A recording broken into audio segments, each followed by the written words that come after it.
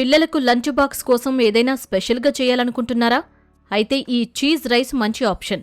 Mushrooms, capsicum, cheese కలయికతో చేసే ఈ రైస్ చాలా రిచ్గా, టేస్టీగా ఉంటుంది. ఈజీగా చేసేసుకోవచ్చు. ఈ నోరూరించే చీజ్ రైస్ ఎలా చేయాలో చూసేయండి. చీజ్ రైస్ తయారీకి కావలసిన పదార్థాలు: ఉడికించిన అన్నం 2 కప్పులు, పుట్టగొడుగులు 1 కప్పు, క్యాప్సికమ్ 1 చిన్నది, ఉల్లిపాయ 1 మీడియం సైజ్, పాలు 1/2 కప్పు, చీజ్ 3 టేబుల్ స్పూన్లు, వెన్న 1 టేబుల్ స్పూన్, వెల్లుల్లి 5 రెబ్బలు, అరిగానో 1/2 టీ స్పూన్, తులసి ఆకులు 1/2 టీ స్పూన్, మిరియాల పొడి 1/2 టీ స్పూన్, ఉప్పు రుచికి సరిపడా, నూనె 1 టేబుల్ స్పూన్, కొత్తిమీర కొద్దిగా. చీజ్ రైస్ తయారీ విధానం: ముందుగా కడాయిలో నూనె, వెన్న వేసి వేడి చెయ్యాలి. అందులో వెల్లుల్లి తరుగు, ఉల్లిపాయలు, క్యాప్సికమ్ ముక్కలు, మష్రూమ్ ముక్కలు వేసి పచ్చివాసన పోయే వరకు వేయించాలి. ఈ ముక్కలు వేగాక అందులో పాలు పోయాలి.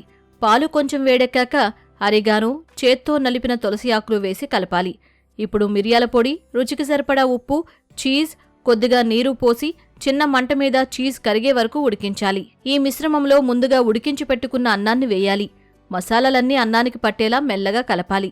2 నిమిషాల పాటు తక్కువ మంట మీద మగ్గనిచ్చి చివరగా కొత్తిమీర చల్లుకుని స్టవ్ ఆఫ్ చేసుకున్నారంటే వేడి వేడి యమ్మీ చీజ్ రైస్ రెడీ.